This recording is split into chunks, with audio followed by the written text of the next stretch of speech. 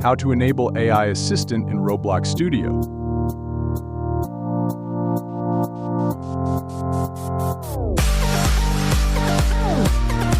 Open any project, then go to File, then click on Beta Features. Scroll down until you find Assistant Preview. Click on it, then save. Restart. Open your project again.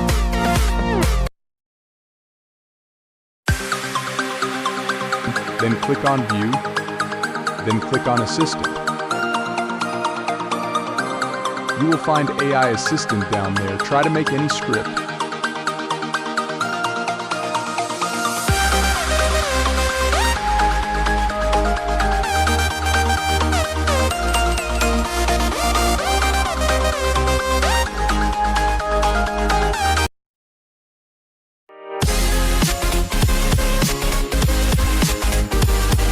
Congratulations, it's worked. Don't forget to subscribe and like the video for more videos.